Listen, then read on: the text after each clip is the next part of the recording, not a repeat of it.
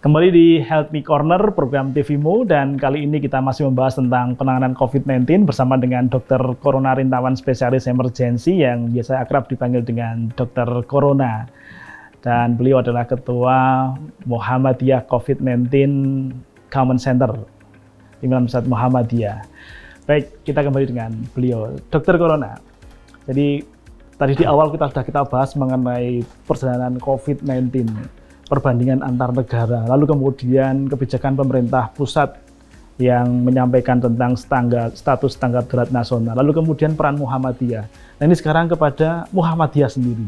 Setelah pemerintah menerapkan status tanggap darurat, tentu dengan kebijakan yang didasari oleh argumentasi yang kuat, saya kira kemudian walaupun banyak pihak menghendaki adanya lockdown, tapi saya kira pemerintah punya argumentasi yang berbeda. Banyak hal yang dipertimbangkan. Lalu kemudian bagaimana Muhammadiyah yang selalu menjadi mitra strategis pemerintah setelah kemudian Muhammadiyah menetapkan MCC, apa yang dilakukan MCC?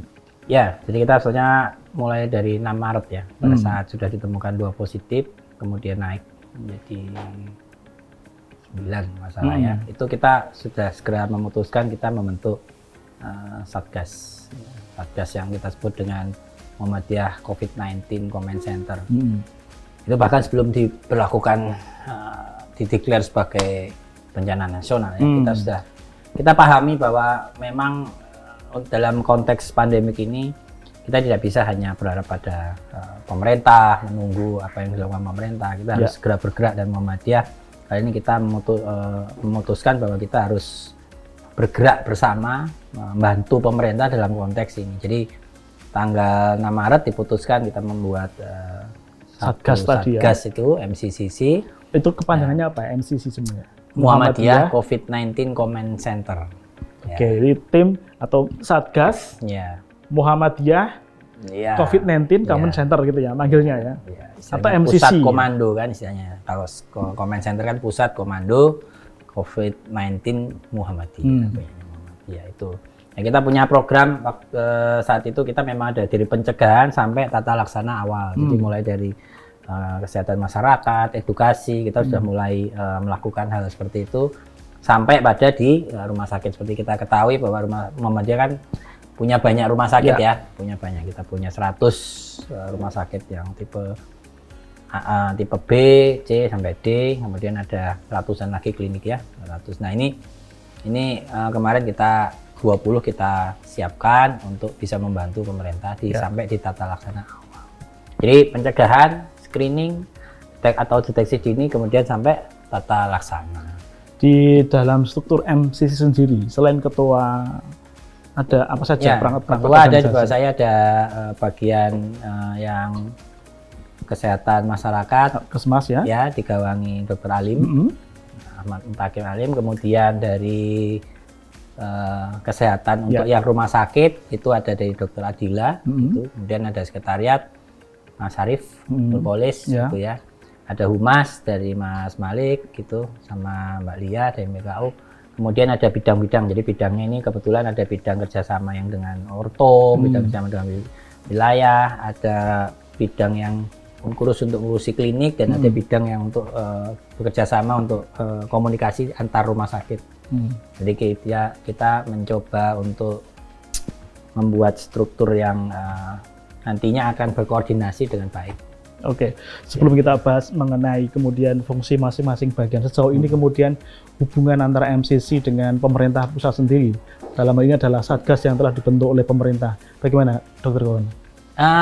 Saya kira sejak awal begitu kita ikut koordinasi di pusat, di BNPB, kita seringkali diundang. Kemudian baik itu di bidang logistik, kemudian kan karena sekarang kan BNPB ya yang mendapat tugas sebagai ketua gugus tugas ya COVID-19. Jadi kita ya alhamdulillah, kemudian mungkin nanti mulai minggu depan saya juga masuk ke bagian dari salah satu struktur itu. Ya. Kalau kemudian kita mereferensi pada struktur-struktur penanggulangan bencana sebelumnya, baik itu bencana alam maupun non alam terkait dengan konflik misalnya, bahwa ada struktur yang dibentuk oleh pemerintah, kemudian ada kemitraan yang dibangun. MCC sendiri, apakah kemudian terlibat dalam struktur yang dibangun oleh pemerintah ini? Kalau yang sebelumnya kan mungkin maksudnya juga udah banyak terlibat, pasti kita selalu ikut mendorong ya, walaupun kita punya struktur komando, struktur organisasi sendiri, tapi kan kita selalu berkoordinasi dengan pemerintah. Dan kali ini memang di level nasional, pandemik ini kan nasional ya, bencana nasional, sehingga memang daerahnya cakupannya lebih luas ya.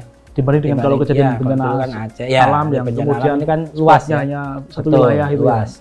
Kemudian ada masalah terkait dengan isu-isu yang sosial ke masyarakat yang mungkin lebih dominan ya. Bahwa kebijakan itu kan ada hal yang lebih sulit saya kira dibanding dengan konteks bencana alam. Memang secara struktur tidak terganggu, prasarana, sarana, tapi secara fungsional sosial fungsi sosial karena harus ada kebijakan-kebijakan yang mengganggu fungsi sosial masyarakat. Contohnya kan social distancing. Kita biasa kita kan ya itulah kumpul-kumpul, nongkrong, salaman, kemudian pengajian dengan jumlah banyak, ya kan, ada ibadah-ibadah, betul, banyak ibadah orang itu ya, sholat Jumat bersama, taraweh, sholat jamaah. Nah, itu kan fungsi-fungsi itu selama ini kan kalau bencana alam tidak masalah, justru malah akan dipulihkan, malah akan diperkuat gitu. Nah, pada saat sekarang karena konteksnya adalah pandemik, maka social distancing ini yang harus menjadi harus diperkuat. Tapi kembali ke tadi struktur komando yang diselenggarakan oleh pemerintah pusat. Jadi posisi swasta di mana itu ketika kemudian komandannya kepala BNPB, kemudian posisi swasta sendiri di mana? Sebagai mitra ataukah sebagai tim operasional atau gimana? Karena yang kemarin dibentuk kan hanya satgasnya. Nah, jadi memang komponen pemerintah memang kalau tidak masuk hanya mitra, jadi tidak masuk di struktur, tapi selalu diikutkan di rapat-rapat. Oke. Di dalam hal tertentu, MCC tentu akan dilibatkan dalam proses-proses hal-hal penanganan ini ya, Dr. Ron ya. Baik, kita kembali ke MCC sendiri dengan bagan tadi yang sekian, lalu kemudian bagaimana membagi peran dengan cakupan yang sedemikian luas dari Aceh sampai dengan Papua. Terlebih lagi mungkin Dr. Rona bisa menyampaikan apa sih bedanya penanganan wabah dengan skup yang luas seperti ini dengan penanganan bencana alam dalam yang pernah Dr. Rona tentu ikuti dan juga Dr. Rona pernah ikut terlibat di dalamnya. Bedanya di mana? Strateginya mungkin ya, karena strateginya kalau bencana alam kan ada gangguan infrastruktur, kita mengembalikan satu cakupan luasnya jelas ya. Kita bisa orang yang tidak terkena bencana kan akhirnya bisa membantu yang terkena bencana. Pada saat ini pandemi kan hampir semua terkena bencana. Artinya semua daerah harus mempersiapkan dirinya sendiri. Nah, itu butuh strategi yang berbeda. Kemudian penggalangan massa. Kalau bencana alam kan kita mau menggalang apapun, pengiriman relawan besar-besaran masih bisa. Nah, ini untuk pandemi ini kan beda. Kemudian strukturnya kalau lebih sama. Kita bikin MCC di pusat, nanti kita himbau untuk wilayah membuat juga semacam satgas. Kalau dulu istilahnya poskor ya, di konteks sistem komando bencana yang sebelumnya itu kan poskor. Ini kita bikin MCCC dengan nama yang sama ya, MCC di tingkat wilayah gitu atau bagaimana? Ya, tidak harus wajib. Oh, tidak wajib. Nah, tidak wajib, tapi intinya sebenarnya dia membentuk koordinasi di level wilayah dan nanti supaya kita bisa mengarahkan, kita bisa mengerahkan sumber daya, kita bisa membantu seperti itu. Dan kita bisa antar wilayah juga saling membantu. Intinya penguatan dan edukasi kan bahan-bahan kita sudah siapkan sehingga nanti wilayah tidak perlu kesulitan mencari bahan-bahan yang diperlukan untuk misalnya edukasi, prosedur itu kita sudah siapkan semua. Seperti itu. Dengan pengembangan kasus yang sedemikian rupa ini, MCC sendiri ini lebih ke arah kita harus lockdown atau cukup kemudian di social distancing? Pertanyaan sulit. Kalau Anda baca di berbagai literatur terkait panduan penanganan wabah, tapi saya kira kita bahas setelah ini ya.